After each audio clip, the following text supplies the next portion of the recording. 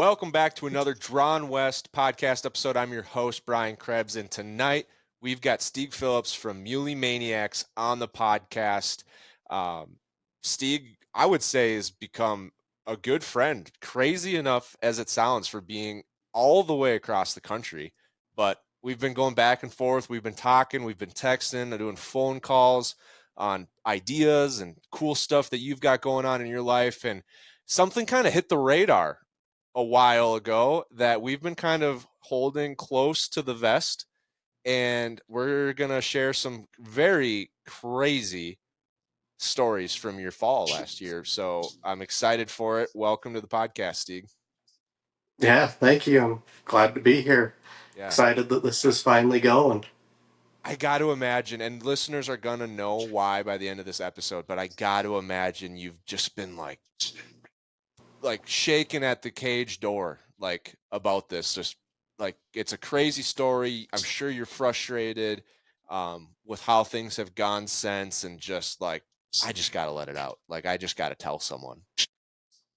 Yeah, it's been a long time coming. It's going to be good to finally get into it and really put it out there for people to hear about. Okay. So let's set the stage for folks that are curious what we're talking about. So this all happened last fall on an elk hunt. Let's start with the why were you in this particular place in the world to begin with? So I'd drawn the tag that it's a local unit close to home, Yep. and it's really a pretty good elk hunt. I had a big bull that I was chasing early on that disappeared, and then towards the end of the hunt, we kind of decided we weren't going to be able to find him again. So we started looking at other options, and we found this really, really nice bull. He was probably right there around that 380 range. Really, really good bull. And then it just turned into a how are we going to get him? And he was crossing state lines. He was in Nevada where my tag was during the day, and then he would cross into Utah and feed at night in the evenings and stuff like that on a piece of private property there in Utah. Yeah. And 380 bull is like it sounds cool on Instagram, and it's like, like Instagram will make you think 380 bulls are just everywhere because, Cam Hanes shot one and, who else wrote, but they aren't. I've seen one. I've seen one bull in my entire life of glassing and hunting elk that had a chance to go 380, and I had it scored by some pretty reputable people that are in the big bull business out of Utah, and they're like, yeah, that's 380. That was in a once in a lifetime unit. Yeah, So that's a huge yeah, bull. That's a monster bull. yeah. This unit that I was hunting is known for big bulls. So we'd seen a couple of 380 bulls, but this one is just super symmetrical and really pretty. So he was definitely one that we wanted to go after. So we spent about a week there looking for him. And what we would do is we would pull up to the gate of the ranch and glass across the ranch and watch for him to come out of the trees. And we were watching him there, kind of trying to see what he was doing and everything. And So you're like glassing from a public road, you're just glassing over the private to the public behind. yeah, we're Okay. we're on public ground, glassing across the private to the public on the other side. Okay. Yep.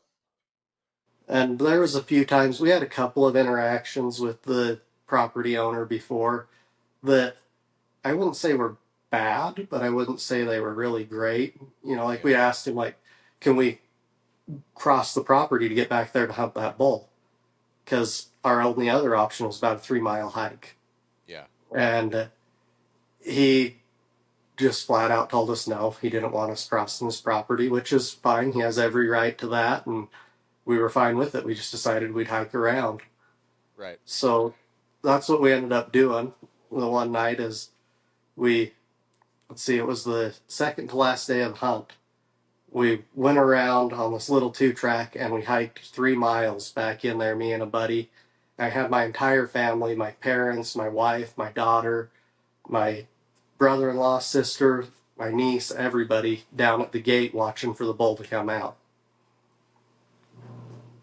So we snuck back in there, and I went and set up about 50 yards off of this guy's back fence, which was the state line.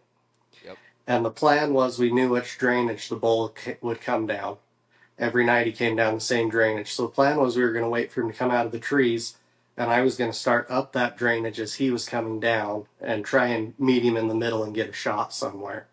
Okay. I had my buddy set up on the hill about 300 yards above me watching to see if he could find any movement into the trees, kind of tell when they were coming out or not. Mm-hmm. And during this whole scenario, the property owner had a couple of friends show up and a person that they said was their hunter. And so I don't know if it's a CWMU. I'm not familiar with any of that. I have no idea. But they said it was their hunter that was showing up, and they told them at the gate, hey, we've got guys around back. They went around and hiked in from the public on 3 miles away. And I wasn't there. They said they were kind of standoffish about it. And so they just went up in. Meanwhile, I'm sitting 50 yards tucked in the sagebrush, just waiting to hear the bulls come out. And my buddy up on the hill, kind of keeping an eye on what they're doing and what everything's going on there. Yeah.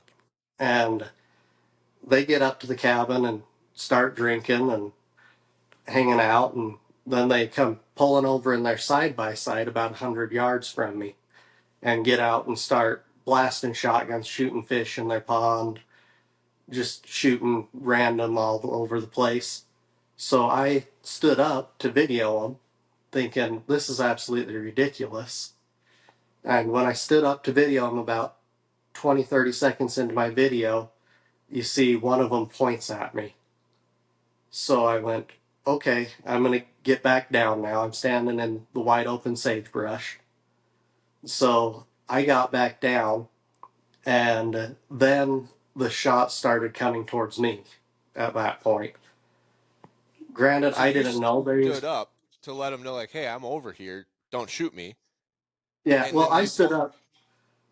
I stood up thinking, they know I'm back here. They're doing this just to be jerks. Yeah. Like, stand up and video. I'm like, what the heck are you guys doing? Type When they deal. And pointed at you, did you think like, oh, okay, they saw me. They're not going to shoot at me? I, I just kind of thought, they pointed at me. I thought, you know what? I don't know what these guys are doing, but I'm just gonna get back down and Yeah. wait it out and see what happens. Okay. And then my buddy up on the hill has it all on video. He's videoing through his spotting scope, videoing them shooting at me, laying over there in the sagebrush, and then they turn and shoot up towards him. And then at the one point, the guy that owns the property actually walks about 50 yards out in front of, probably about 50 feet, not 50 yards. It looks a lot further because he was zoomed in, but about 50 feet out in front of the side by side to get closer to shoot at me. Now, meanwhile, they can't see me. They just know he's over here. And I couldn't really hear anything. We had high winds that day, which any archery hunter that's putting a stock on an animal would want a good wind, anyways. Yeah.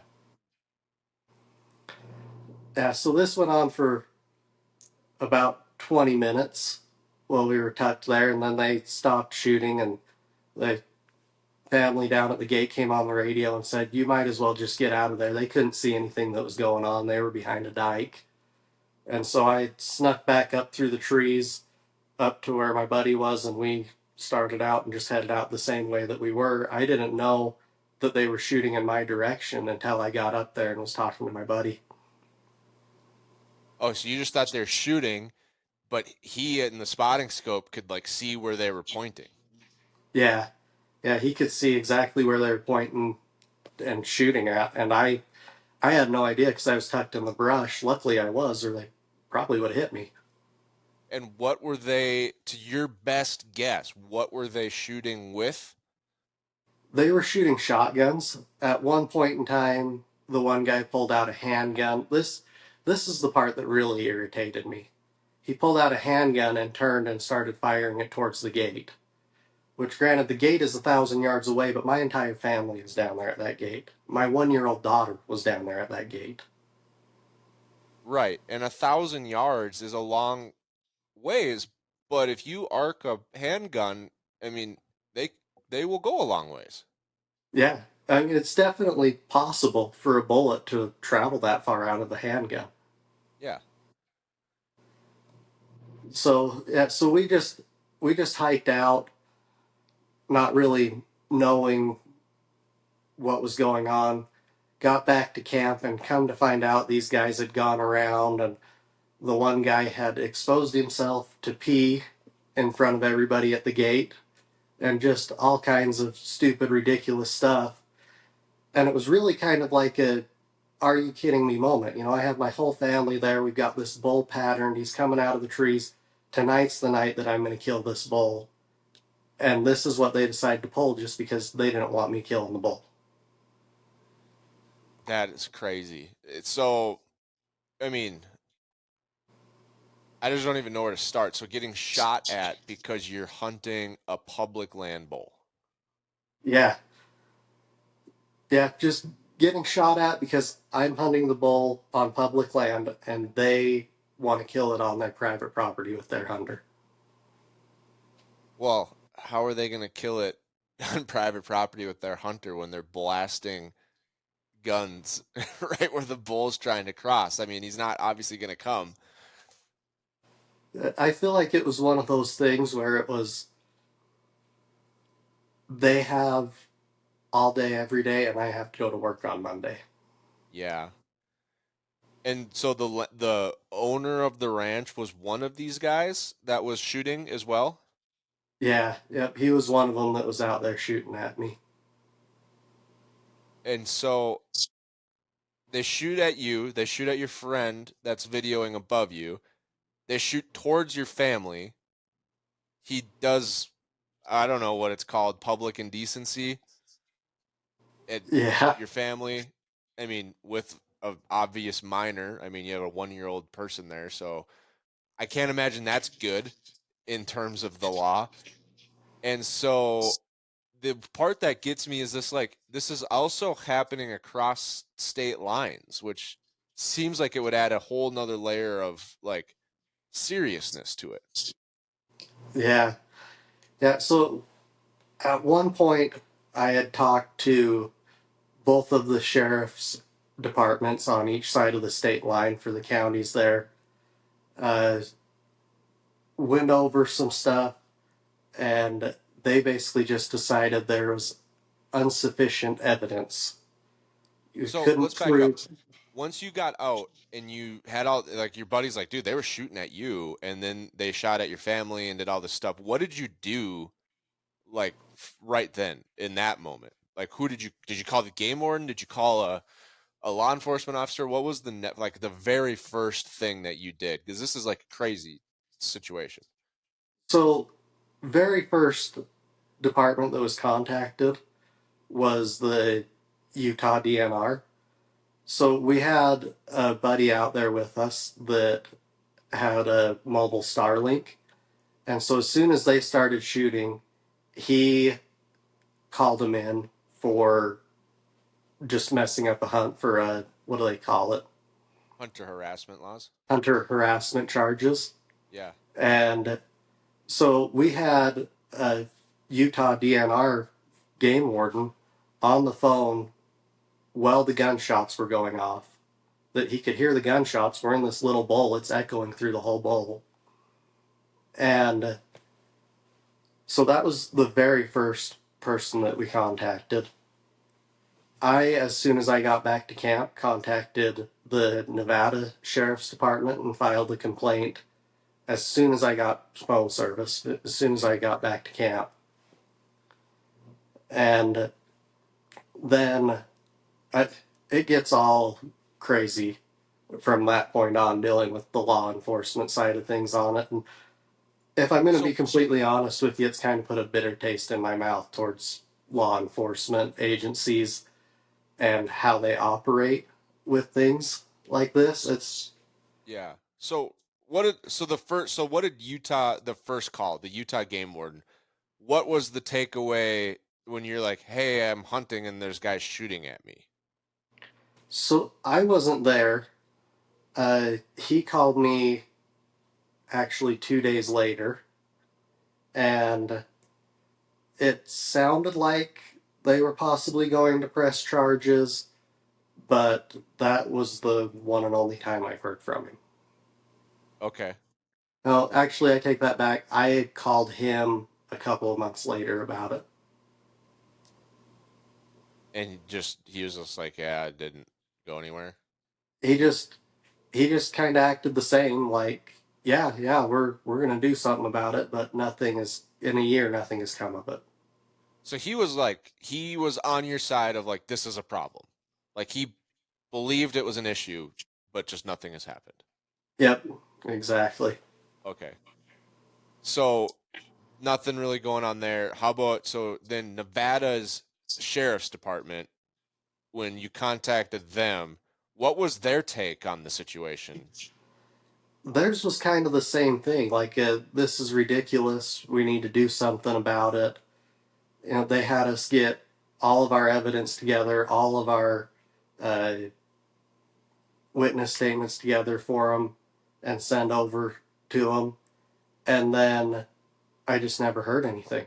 Never Yeah. heard what the DA's decision was, anything like that. And then come to find out, like 6 months later, the district attorney had decided that he didn't want to press charges because there wasn't enough evidence to prove that they were intentionally shooting at me, even though we have it all on video. Right. You have it on video that they're shooting directly in your direction from 100 yards away. Yeah, yeah. So we've got his reasoning was they're on private property and you can't prove that they're shooting at you, can't prove that they knew you were there. Well, I have it in a video where he points right at me to say, where he points right at me, basically saying, I can see you. Yeah. It seems pretty ridiculous. Does your friend that was filming with the spotting scope, does can he see you stand up? Like does he watch you stand up? He can't see me stand up. I'm behind trees from him. Okay. But it's to the point where, with his angle and everything, you can see exactly where those shotguns are pointed over the fence line towards me. Right. Yeah. It seems like 100 yards away. Like any any normal sane person would be like, "Hey, you're way too close to be pointing that gun at me." Like if you're a mile away, it's like I don't care if you're shooting in my direction with a shotgun while you're over there target practicing because it's a mile away. But 100 yards is Yes. like way too close.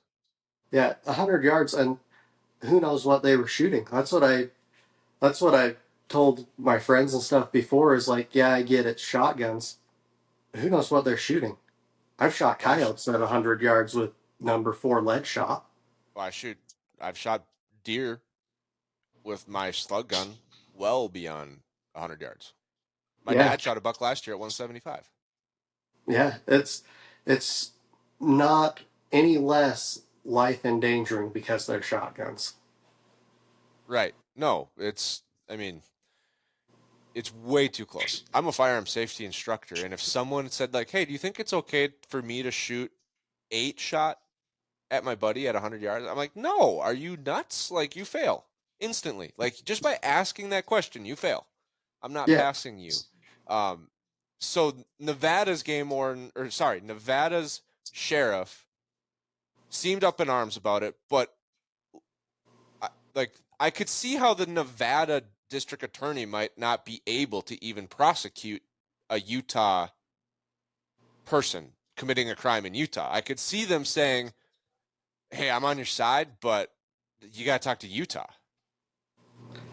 Yeah, which when I had talked to the sheriff's department, they had said where I was located in Nevada, they could press charges. And so their whole thing was they were going to compile the case together. Yeah. And then they told me, don't even worry about contacting the other sheriff's department. We'll just send the entire case over to them. Okay. And they never did. So when I reached out to the Utah side, like 7 or 8 months later, they'd never heard anything about it.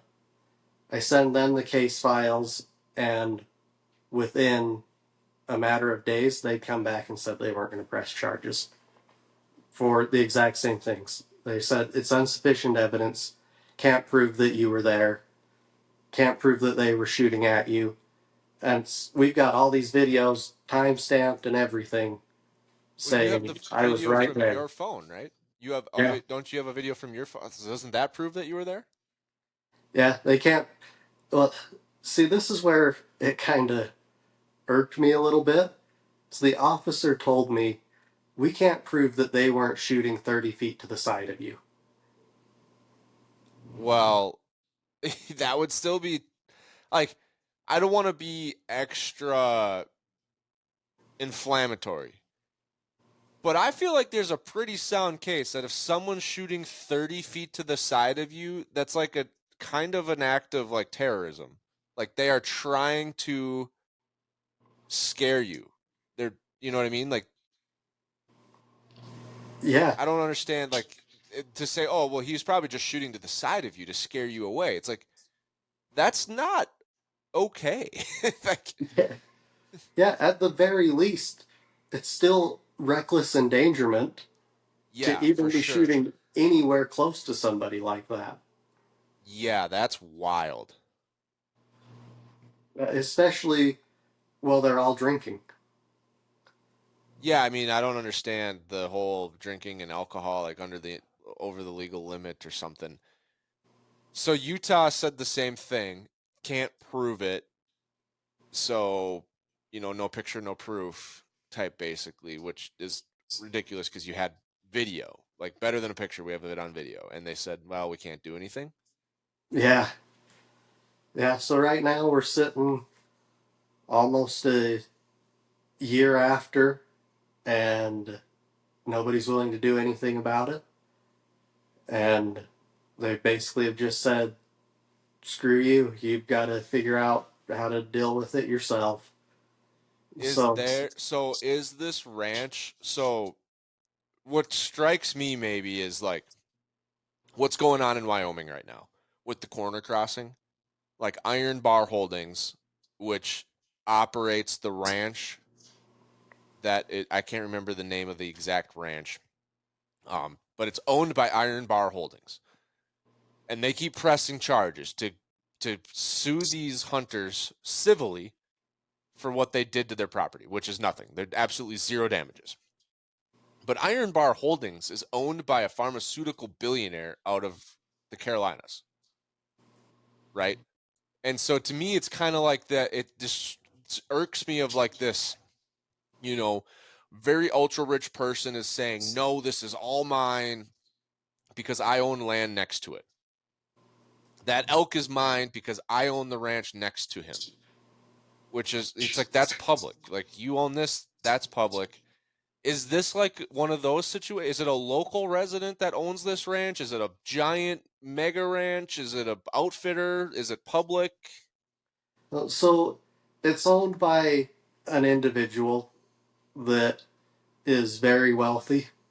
Yeah. He Okay. owns multiple franchises, fast food franchises, and I really think it's a lot that it's a you can't kill that bull. That's my bull. He's coming onto my ranch. He's feeding on my ranch. That's my bull. Does he at least live local? Like, is he a Utah like local, or is he like an out of town, out of state owner? So his primary residence is in Nevada, but it's still 3.5 hours, 4 hours from the ranch. Okay, so Vegas. Yeah, down in that area. Yeah. So he's a Vegas guy that has a ton of money, and then he just decided he's going to start buying up land. Is it a public outfitter? Like an outfitter that like you could go on their website and book a hunt, or is it just what kind of like they said they had a hunter? What is that? What does that mean? I'm not sure what that means because from what I found, I haven't seen anything saying that there's any licensed guides that were there.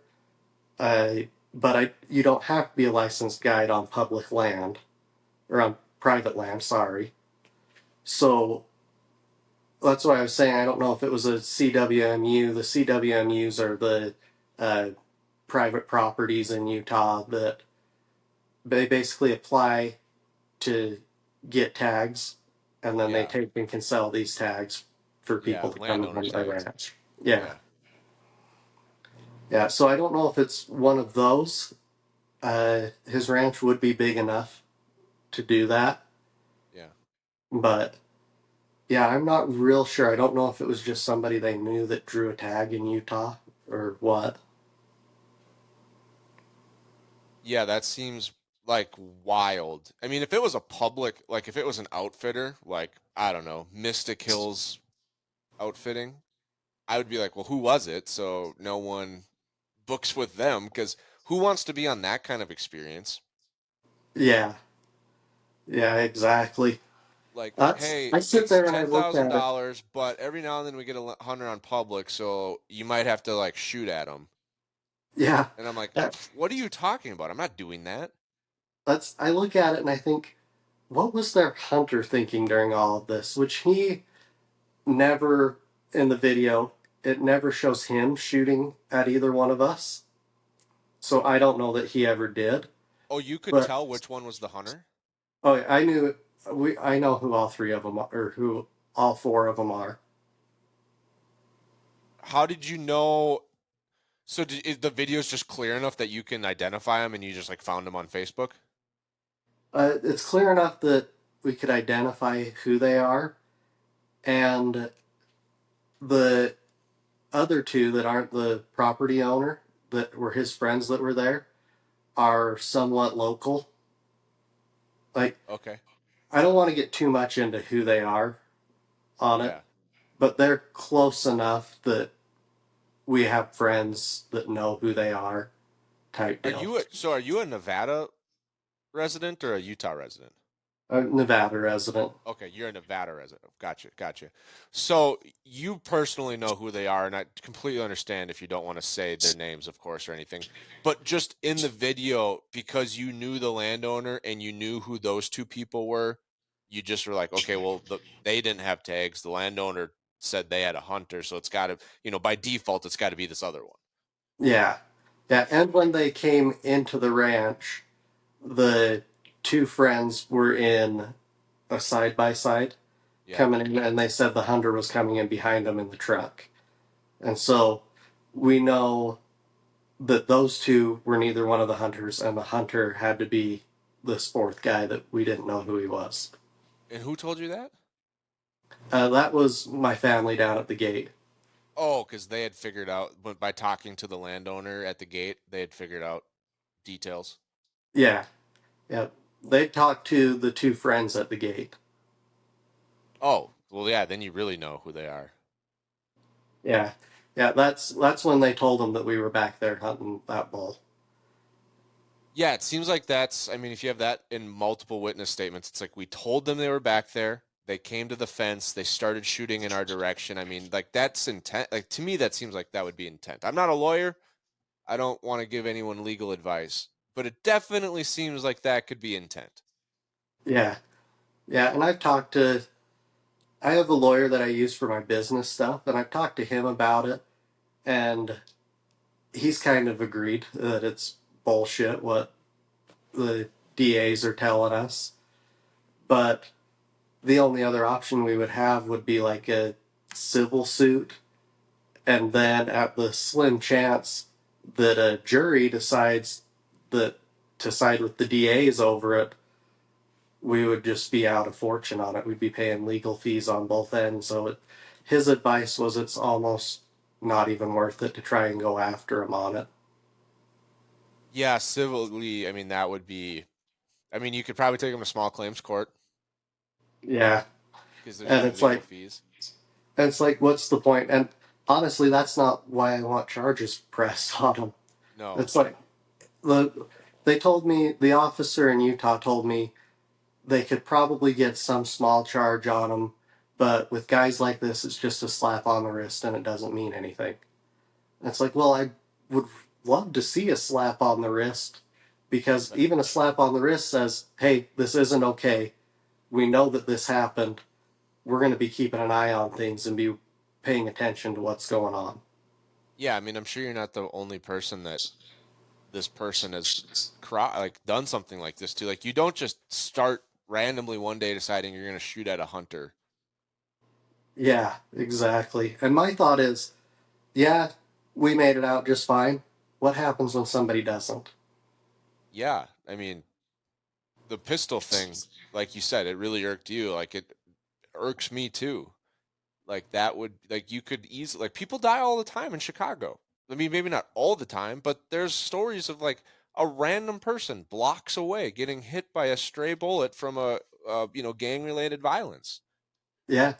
Well, I remember when I was taking my hunter's education course, the one video that they had us watch were these guys out shooting with their 22s and they didn't know their backs up and they shot and the bullet went like a mile and hit somebody and killed them. Yeah, I think I watched the same video. Like, it was like a 60 minutes type, you know, over Yeah, here on this side of town. They didn't know what happened. And yeah, um, that's wild. So I would have thought, like, okay, hunting privileges should probably have been revoked for the people that were actually shooting towards you for a period of time. Like, yeah, you're committing an outdoor violation, hunter harassment. Like, typically hunter harassment laws have some teeth in them. yeah. We've we have friends that have been in situations like that before with hunter harassment laws, and they usually go after them pretty good on it. But like I said, here we sit a year later and nothing's happened. Have you talked to the game warden on the Utah side? Yeah, the Utah side is who we've talked to. The one on the Nevada side, he's been really good. He's been really pushing it, trying to get something to happen. Yeah. But I kind of get the feeling that it's really not up to him. It still Yeah. falls in that same court of it's up to the DA. So the game that's I guess that's interesting. I didn't necessarily know like what can the game wardens do. I mean, I suppose I could write him a ticket. Yeah, yeah, but I don't know. I don't know how that works. I don't know if he could. I don't know if they can go write a ticket at this In point. Utah. Yeah. Well, at this point probably not, and probably also not in Utah. But like yeah, I don't know like if someone creates a huge, you know, illegal act, does the game warden have to go through the same DA's office or do they have a different process that they can follow. Like if they're like, hey, the DA, this isn't the DA's call, this is our call. We're the game and fish. So, from what I understand from it, it all runs through the DA. Okay. The local fish cop, if he cites somebody, it still goes to that district attorney that's over that area. Is your district attorney or either are they like known to be like not the biggest fans of like hunters or So I don't know much on the Utah side yeah. with it, but the Nevada side, it's I don't they hadn't really had any problems with them. Uh, since then we've got a new DA, but I also haven't heard anything from her on it. Have you So tried to reach out? I mean, maybe that's the only break in the case is that you got someone different, just a different chance to be like, hey, this happened. The last person didn't want to do anything about it, but it like means a lot to me. I'm just asking, like, I mean, yeah, yeah, I reached out to her about it shortly after she was got in, and she basically just told me, I'll look over it and get back to you. Yeah. And then never did. Yeah. I got to imagine they have a ton of things. I mean, probably need more DAs or more people to do that kind of work because I'm sure she's getting a million of those calls a week. But man, does it just disheartens you to not hear like nothing at all is happening from someone that pretty blatantly seems like they were intentfully trying to shoot at you. Yeah, well, I told the one officer when he told me that there was insufficient evidence for it. I asked him what enough evidence would be. Did I need to just stand there and get shot, and that's the only way to have enough evidence that they were shooting at me? Because that's kind of what it feels like. And I even asked him the one point, I said, if this would have happened downtown, would you be treating it like this? If it was downtown and videoed, would it be this exact same thing? Right. And he said no, but it's just like, I don't know. It's really kind of put a sour taste in my mouth towards DAs. Like, it's so hard to get Right. them to prosecute a case out. I mean, I felt like we had a pretty good case going here, and nobody was interested. I wonder if it's because it's cross jurisdictions. See, and I've wondered that too, and I really don't know how that works. And everybody I've talked to isn't real sure how it works. So I'm not sure who to go to or what to do with it or anything as far as that goes. Right. Yeah, it's sad. I mean, I bet if it was like the perp was in Utah, you were in Utah, then maybe the Utah DA maybe would like, but they're like, well, the crime was the crime committed in Utah, was the crime committed in Nevada. It's got to happen, but then you think it would like trigger like a federal investigation. Maybe that's where you could go. Maybe you could just call the FBI and be like, "Hey, someone shot at me from across state lines. Here's the video."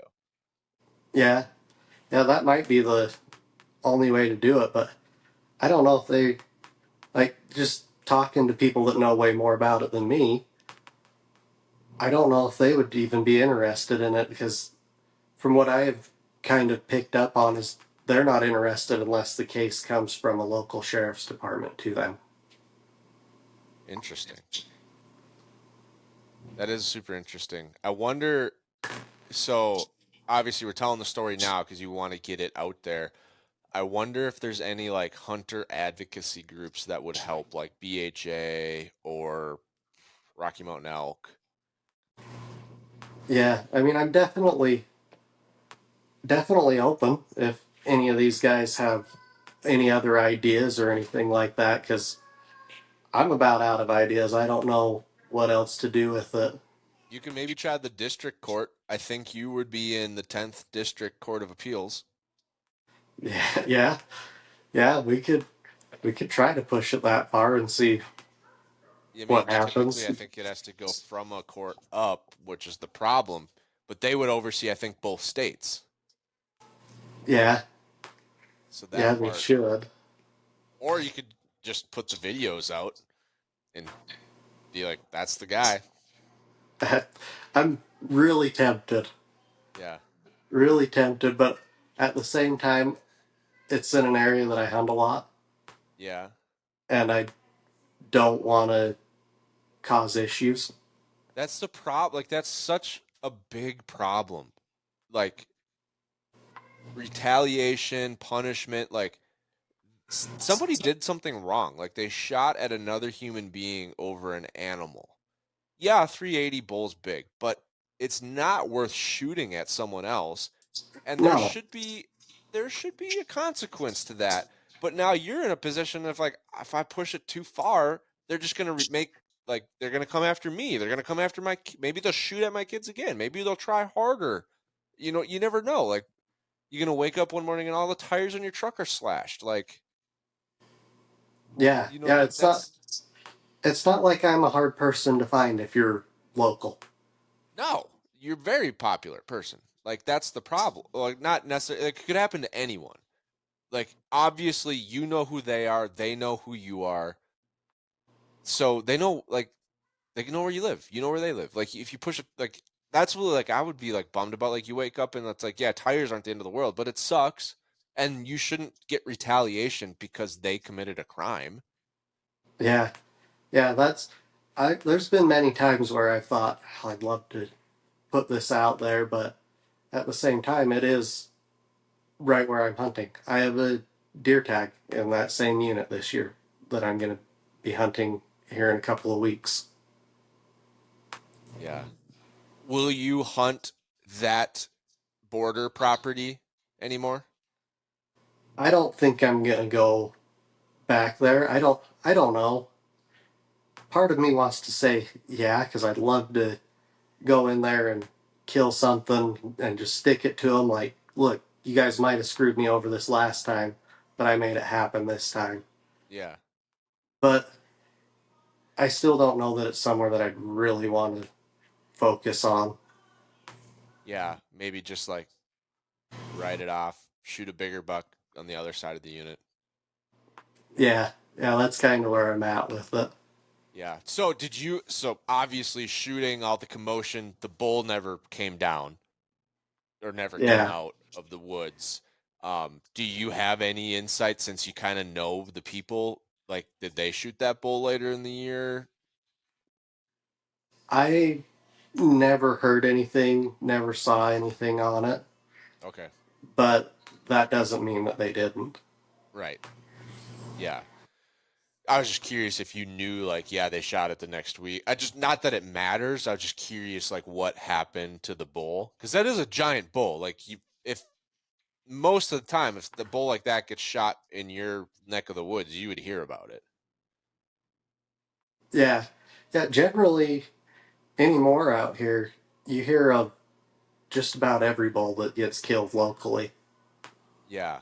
Especially that size. Like Yeah, big bulls. Like maybe not every 260, but every 360. yeah, Yeah. So that's crazy. Man, I'm just lost for words on how something like that could happen and nothing there's no consequences to it. yeah. That's what I've been asking myself for the last year, trying to figure out how you can actually get shot at, have it all on video, have a hunt completely ruined, and nothing happen. Yeah, the hunt ruined is like a super bummer. How long did it take you to draw that tag for that elk? I was 9 years.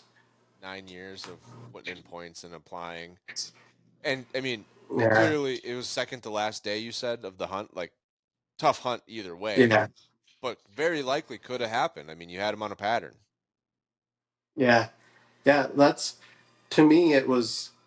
That was when it was going to happen. We had him patterned. We knew exactly what he was doing. He was in a very killable spot, and that's the reason that I had my whole family out. Yeah, I mean, you had it down to a trail, right? I think when we talked last fall, like you had a single trail he was using.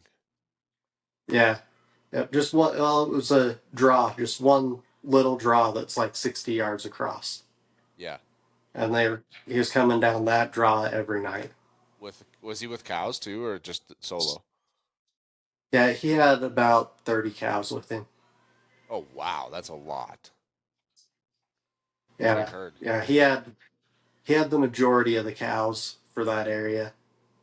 Yeah. Well, when you're 380, you get all the cows. Yeah, yeah, That's how that works. I've always known that there's been monster elk in Nevada. I just never have hunted it.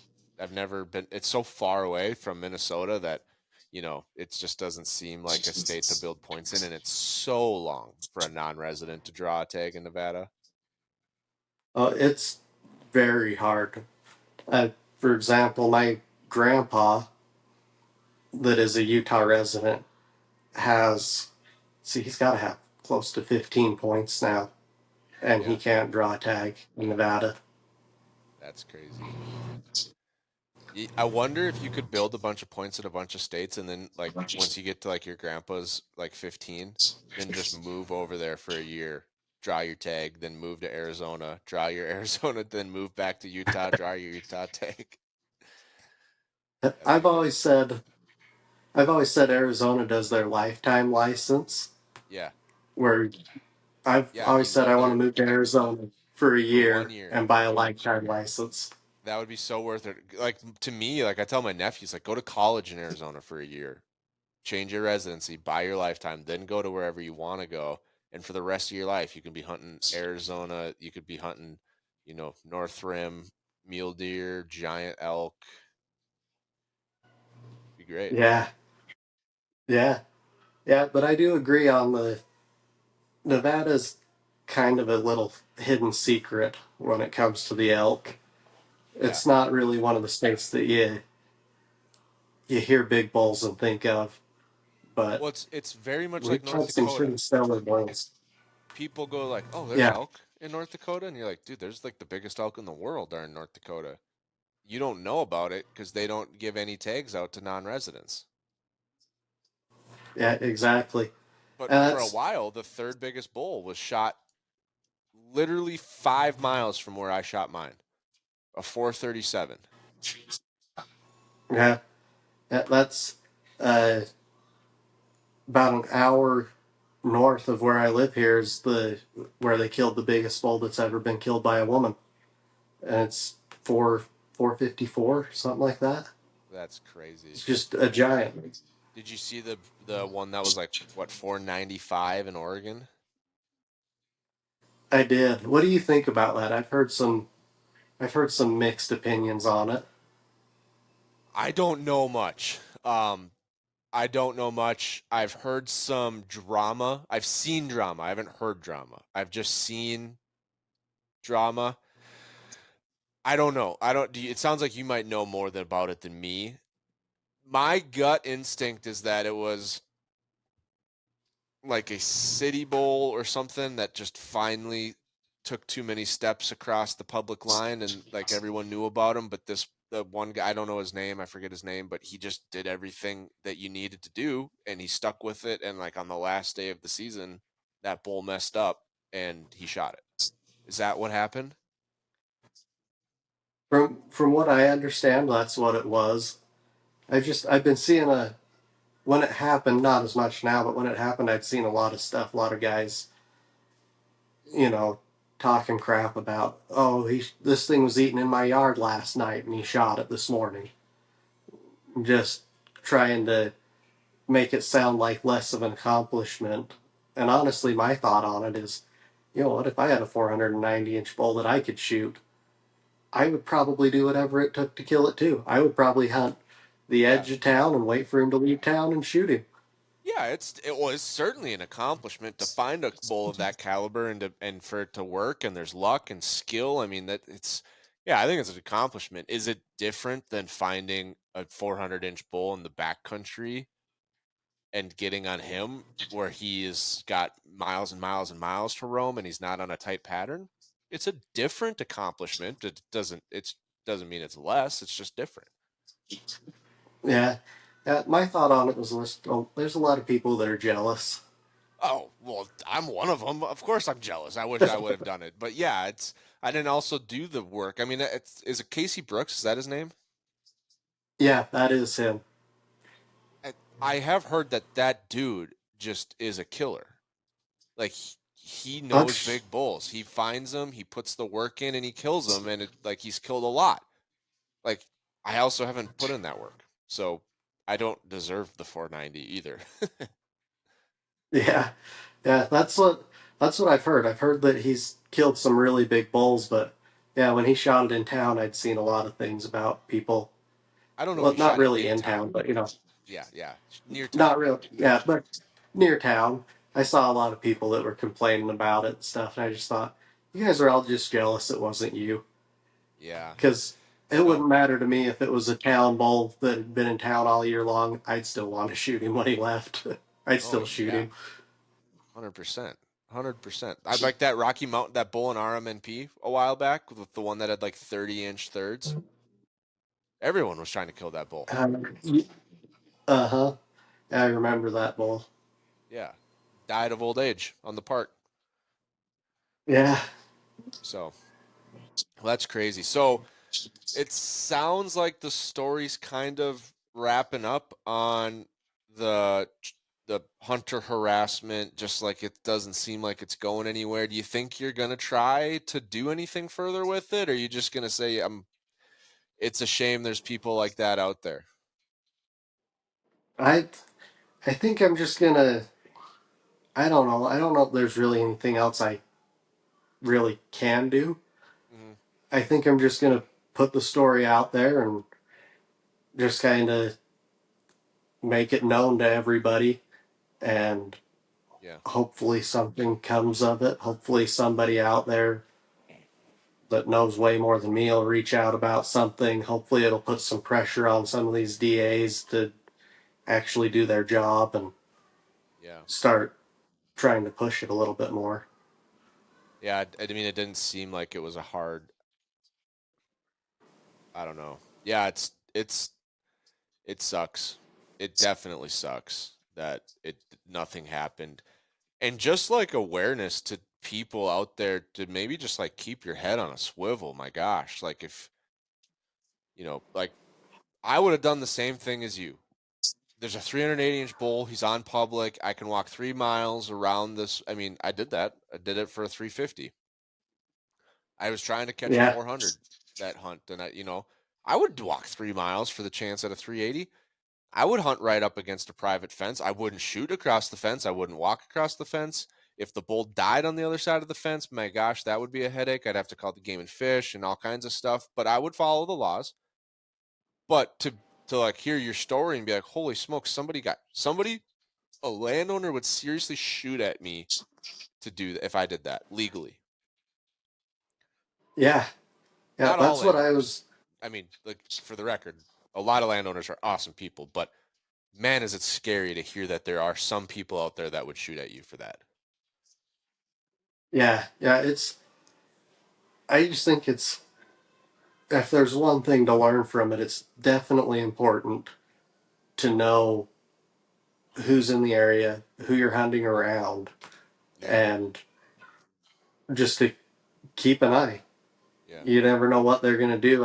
And I honestly think that it's because the hunting industry has turned into too much of a money game on that aspect, and there's too much Instagram involved with it where they want to be famous for killing this awesome bull. yeah. And I think that it's kind of ruining hunting in that way. Yeah, I mean, to want to be famous because you killed something just doesn't sit well with me.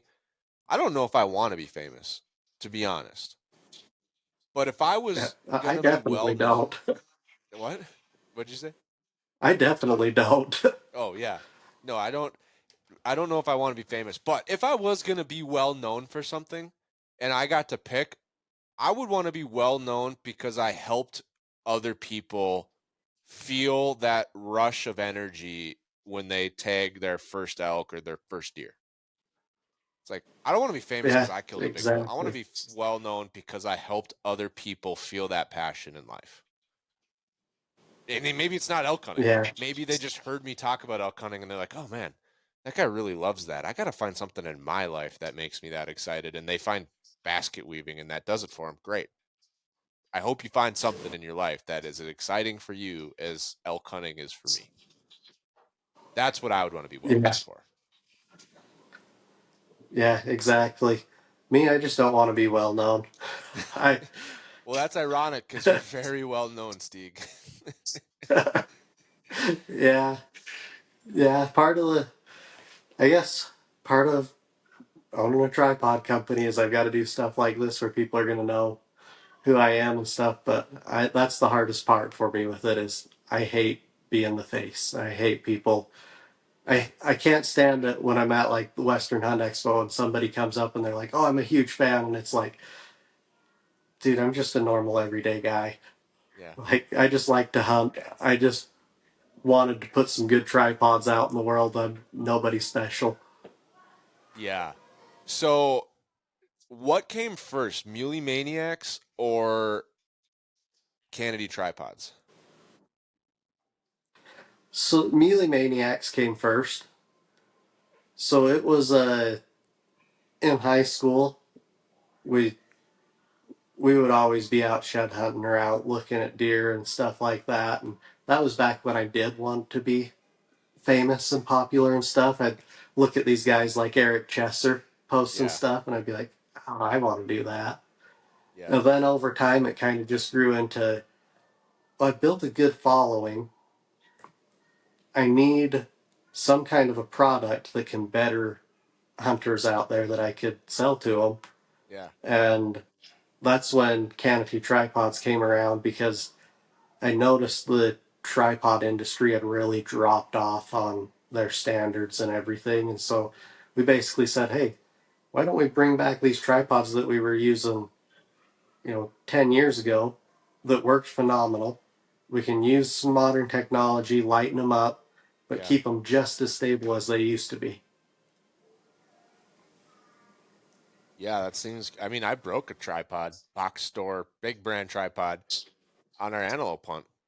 Broke it off. And I was like, well, I guess we got to go to. We had one tripod.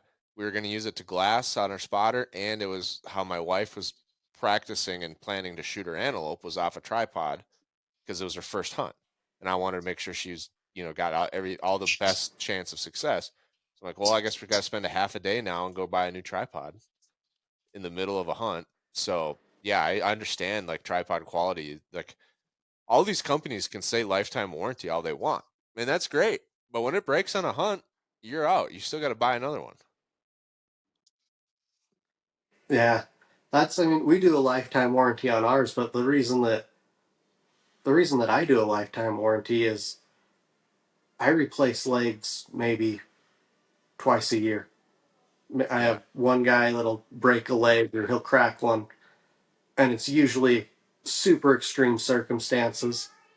So it's at the point where it's like they're almost so well built and so bulletproof, we can offer the lifetime warranty, and then we don't hardly ever have to do anything about it.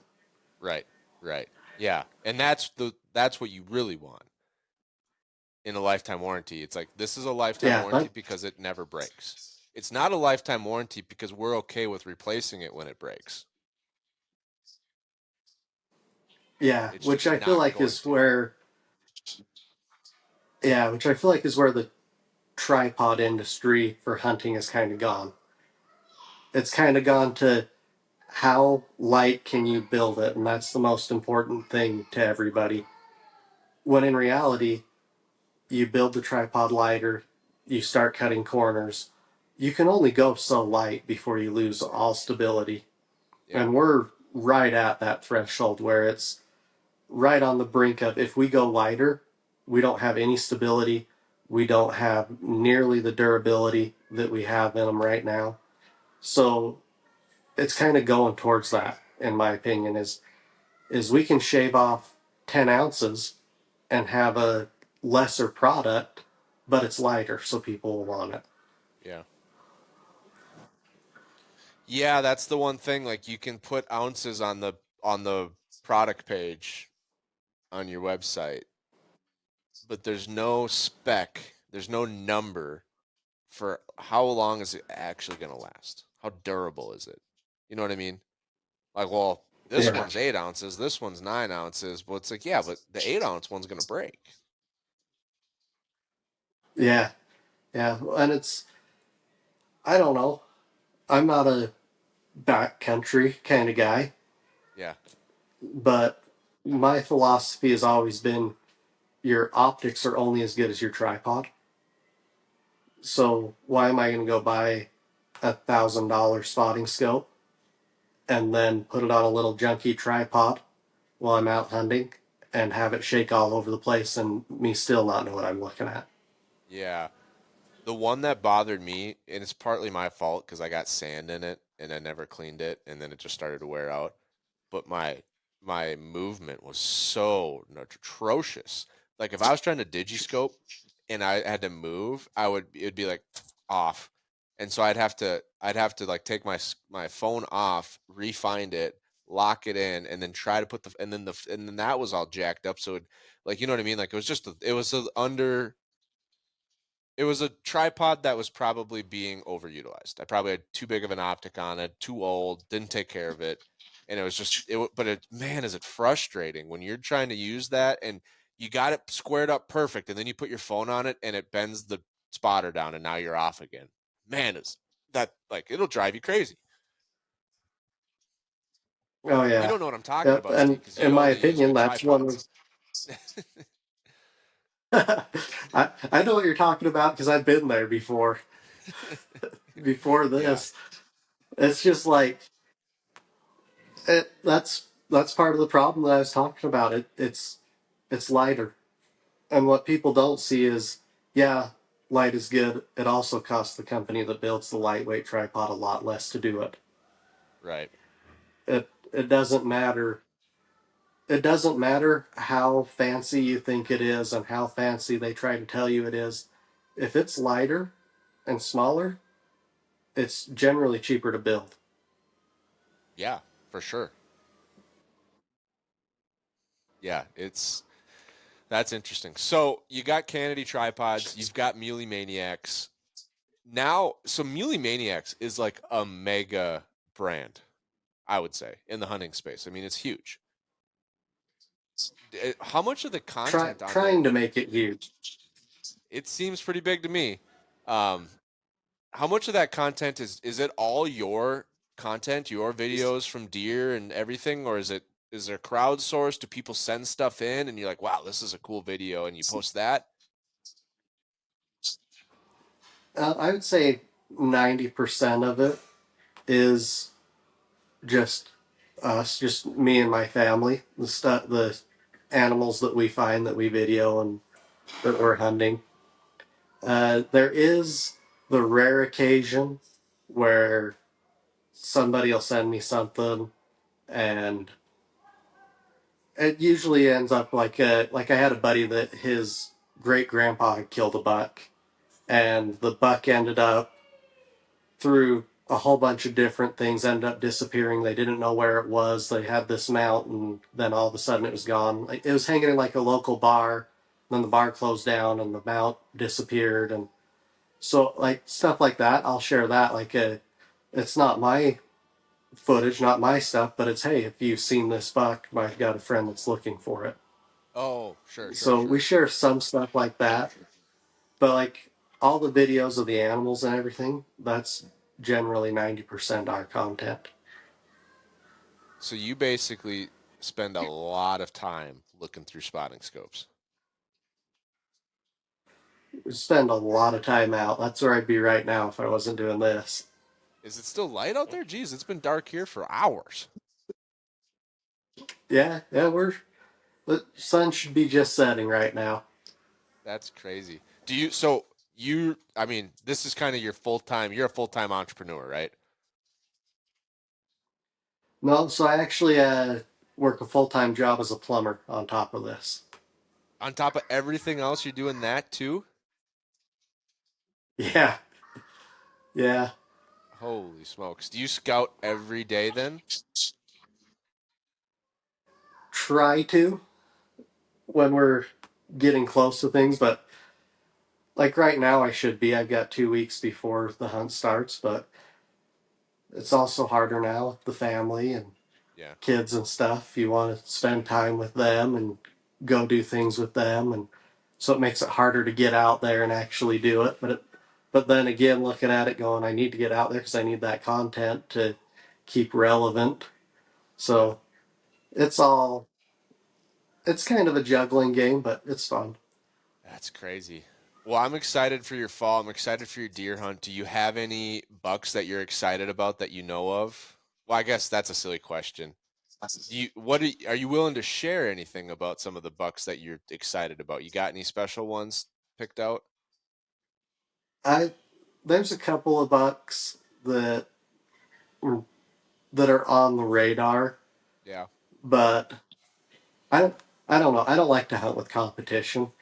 So they're bucks that I know other people know about that other people will be hunting.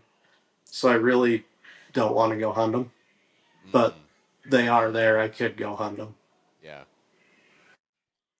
I'm Yeah. the kind of guy that I'd rather find my own buck, even if he's a little bit smaller, and have him all to myself to hunt.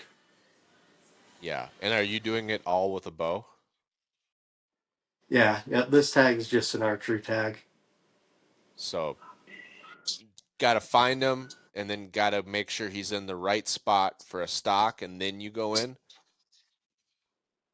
Yeah, yeah. Which is one of the other reasons why I hate dealing with the competition. I hate trying to put a stock on an animal when somebody else is also trying to put a stock on him.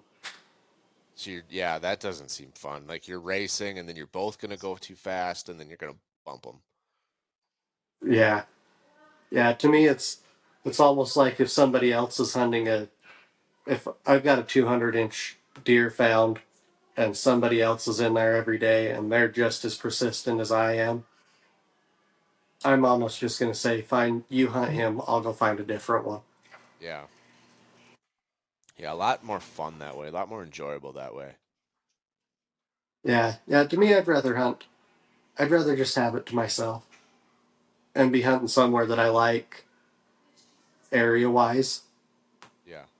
You know, like, I don't want to go hunt the sagebrush. I mean, I will if there's a giant buck and nobody's hunting him, but I don't want Yeah. to. Yeah, you want to hunt the fun stuff. You want to hunt something that's cool. Yeah.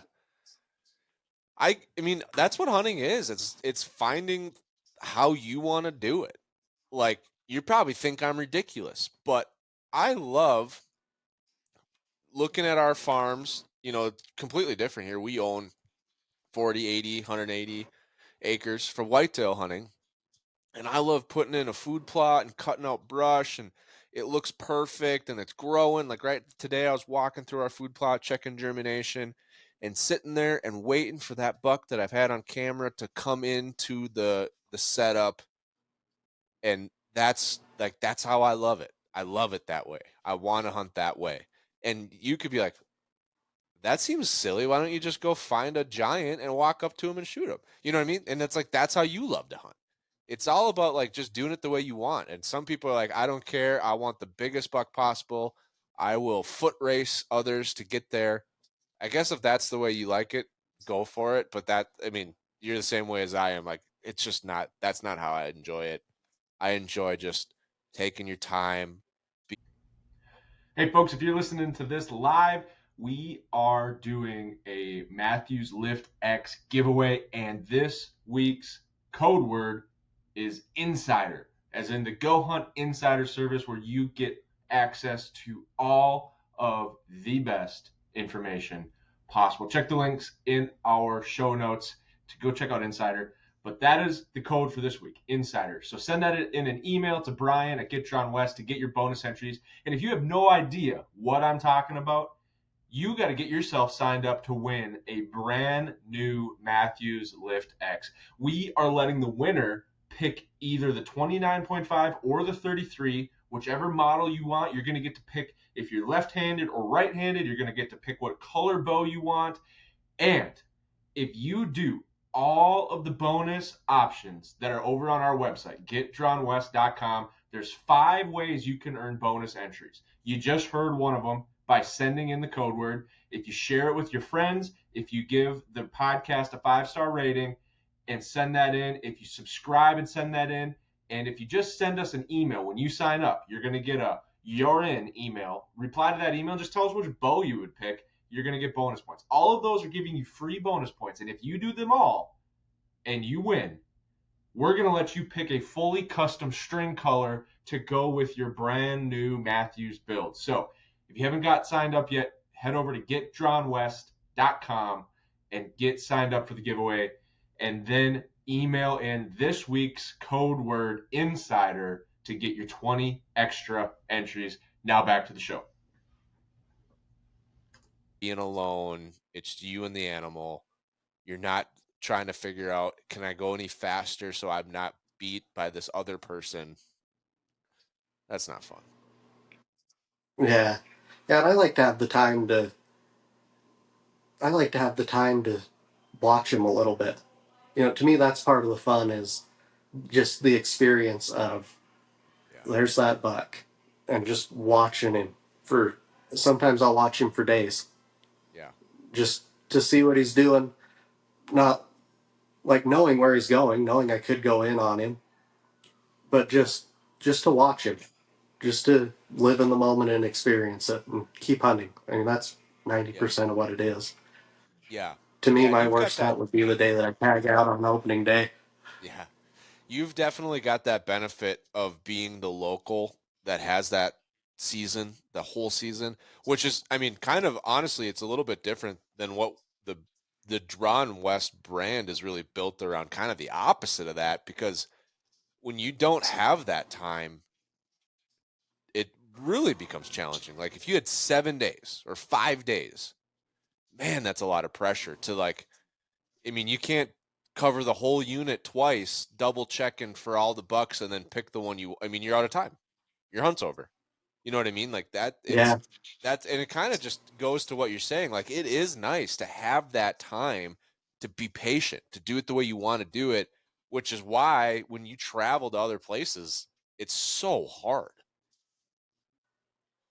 yeah. You almost have to when you're going somewhere else. You almost have to.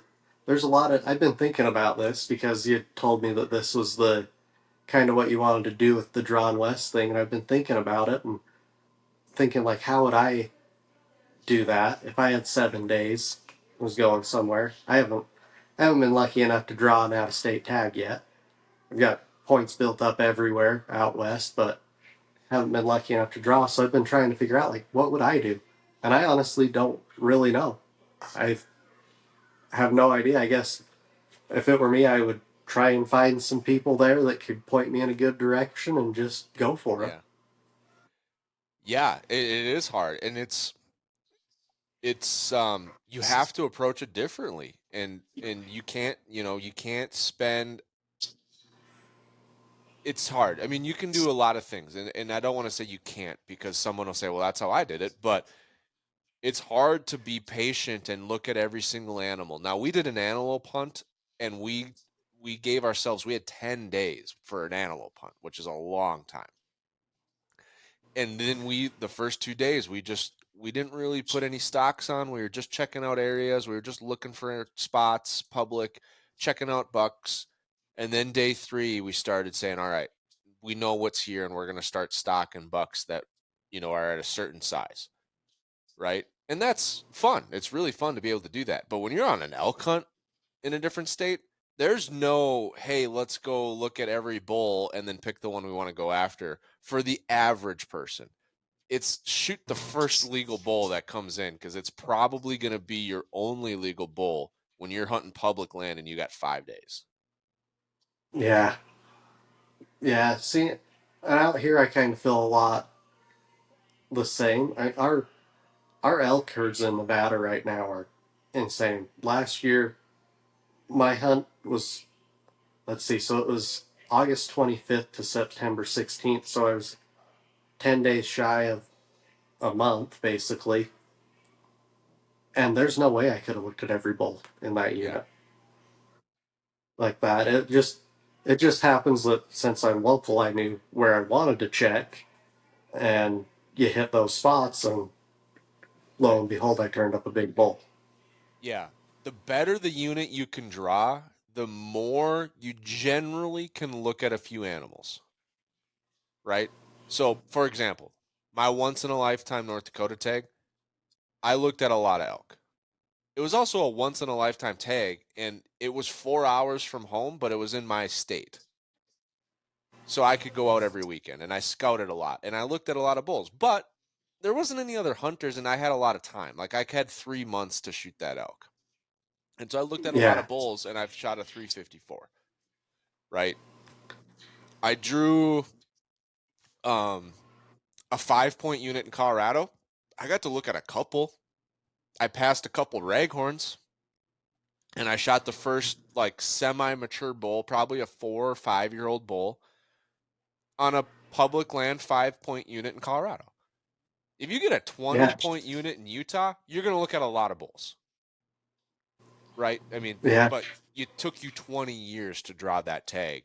So there's better hunting, there's more bulls, there's less pressure. You're not doing that over the counter Colorado. You're not doing that general unit Montana. those places, you're gonna maybe if you get one in range of your bow, you're lucky. Yeah.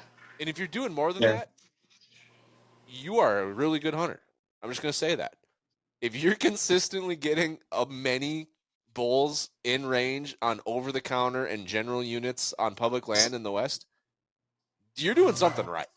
You don't need to be listening to me talk about elk hunting. You should have an elk hunting podcast. Yeah. I I think anywhere that you could have multiple bulls in range in a season, you're doing something right. It doesn't matter what the tag is. Yeah. If you can have multiple chances at multiple different bulls, you're doing something right. Yeah. And that's such a unique aspect of hunting away from home where you can't scout. You've likely never been there before. Like Colorado, our mule deer hunt in Colorado, I've hunted the unit next to it, but I've never hunted our unit. We're going to have 10 days again, luckily.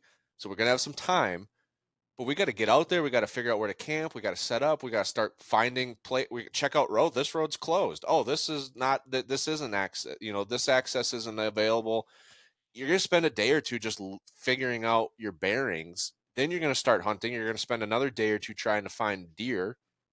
And then hopefully we get one on the ground, and then we got to do it again. We got 2 tags to fill. So, man, you just don't. Yeah, it's a very tricky aspect, and that's kind of why I wanted to go with this direction for the brand, because I think a lot of people hunt that way, and I think sometimes it's easy to forget that it's so different than, you know, like your tag in Nevada versus if you drew a tag in Arizona. Like it's still pretty close, but it's different. Like it's going to be Oh a yeah. drastically different hunt.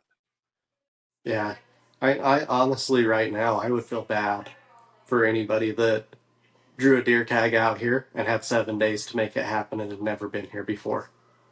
Because Yeah. just because our deer herds are so terrible, you could go 10 days out here and not see a deer right now. And Yeah. that's the crazy thing, because I'm literally in the heart of big mule deer in Nevada. I mean, the last 3 years, the governor's tag bucks have been killed within 10 miles of my house. Really. Do you think do you always have low deer numbers and that's kind of why some of them get so big, or what's the deal? No, we've kind of had it seems like we've had quite the drop in deer numbers in the past few years.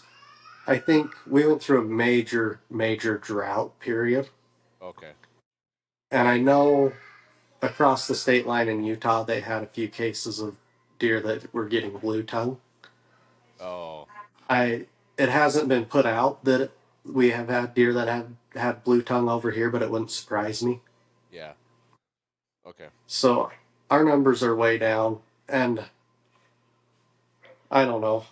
I look at like this tag I drew last year. I don't feel like they're going to get better anytime soon. Just because like this tag I drew last year. Let me rephrase that. This tag that I have this year, last year there were 4 archery tags in that unit, and this year they bumped it up to 30. Whoa. Yeah, and I don't. I mean, I'm not a biologist. I don't do any of the counting, none of that. But I don't feel like the deer herd has come back that much. And you would know. I mean, all the time you spend glassing, I mean, it's kind of one of your jobs. It's Yeah, yeah, wow, from yeah, 4 to 30. yeah. I mean, it's bad enough to the point of last night I was out and I saw 3 does, and that was it. I was out all night long. I mean, looking over miles.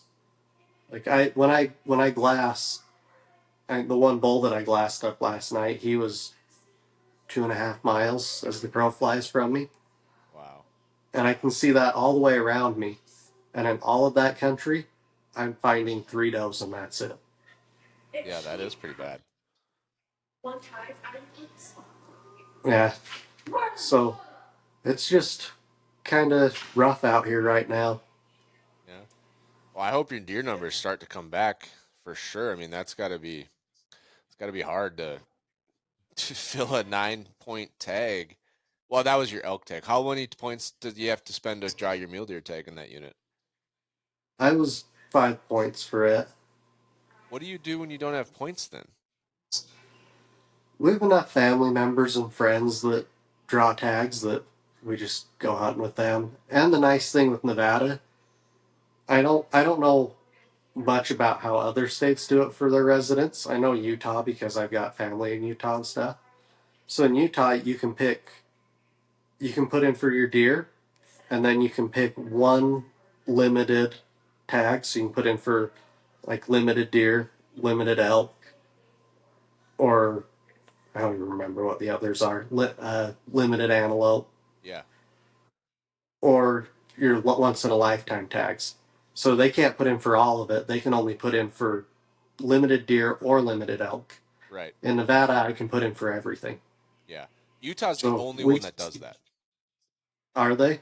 Yeah, and non-residents can put in for all of them. Yeah, which I think is crazy. It is You crazy. think And people write in you about think that, if and I anything, it'd be feel the for them. opposite. Yeah, it should be the opposite. It should be residents should have a benefit for the state they live in. 100% agree with that.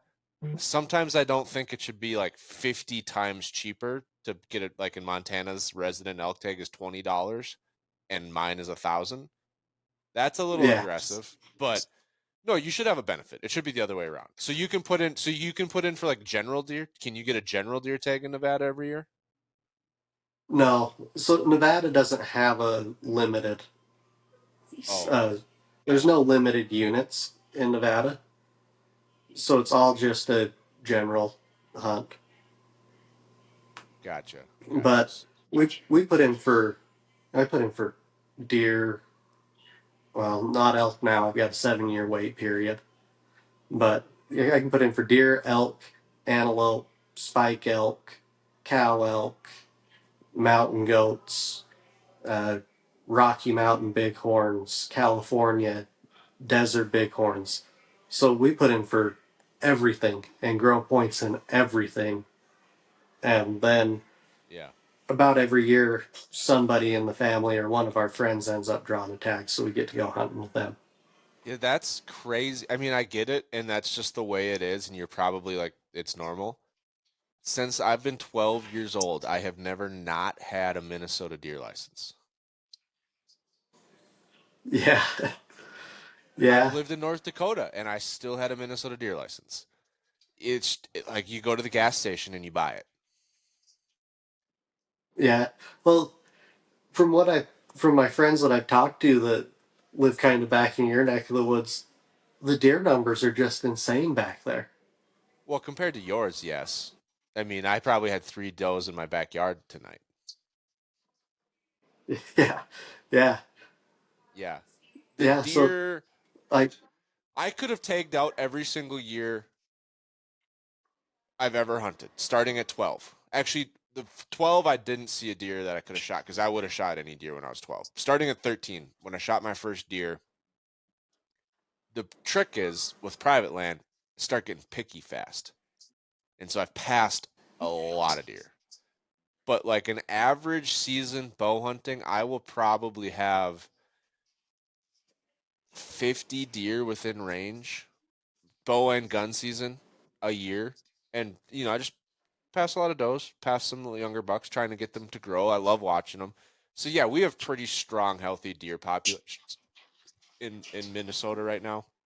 It was down for a couple years. It's coming back, but still higher than 3 does and I don't know however many 10 square miles that you were glassing. yeah, but talking about passing up deer reminded me of a couple of years ago on TikTok. I put out a video that somebody had done a stitch list with the best hunting advice you've ever been given, Yeah. and I put out a video that I got some flack on. I told everybody the best piece of hunting advice I'd ever been given is you'll never kill a 250-inch deer if you shoot the first 200-inch deer you see.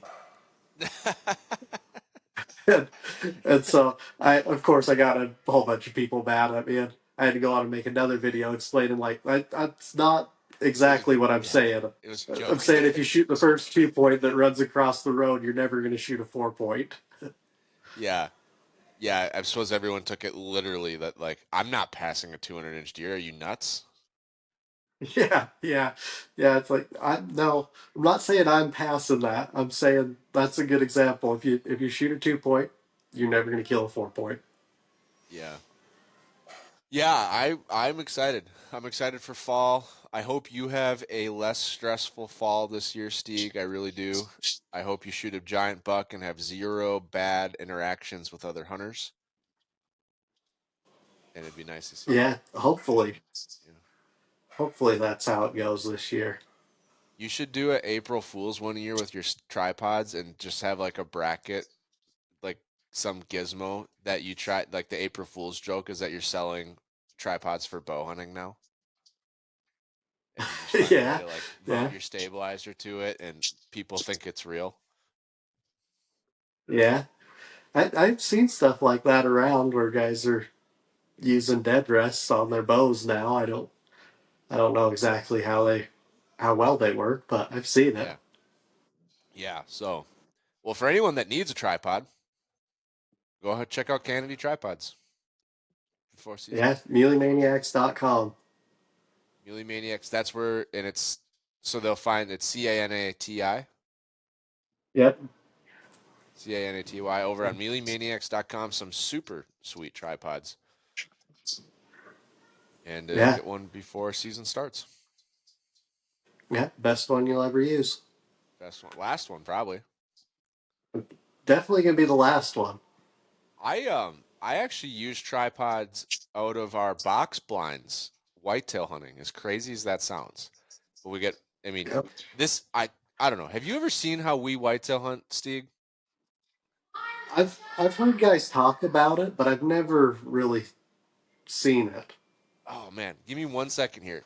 My sponsor, one of our sponsors, um, sent me this when I was there. So this is a 3D printed deer blind of the exact model that we have. And so, for example, that's a little too small. I would probably be like this big next to it, right? And so we got Uh this huh. on a 10-foot platform, and then I'm inside of it, and I hang out all day. And That's this sweet. and then you just watch deer all day long through your come and go out of your food plots and properties. And it's a little house because it's windy and cold and rainy and stuff, so it keeps you dry. And I mean, for anyone that lives in Minnesota, they're probably thinking like, this moron's explaining deer hunting, like. But when you Yeah. when you live in Nevada, no one ever would have a box blind, No, right? no, you Maybe a wouldn't see that ground anywhere blind out on a here. water hole from time to time, but this will be up on a 10-foot platform. And so I have a muzzle loader that I can shoot out to 300 yards with. And so I'll have a tripod in here with a spotting scope, and we've got one farm where I can see miles in every direction. And I'll be glassing deer, and when one comes, like if it's a longer shot, like this last year I shot my buck at 175. I put my gun on a tripod and shot him. Yeah. Hey, I'm at 1% on my phone. Oh wow. So we got to wrap this up. Well, go check out MuleyManiacs.com. Get yourself a Kennedy tripod. Stieg, thanks for being here tonight. Yeah, you bet. Thank you. Talk to you later.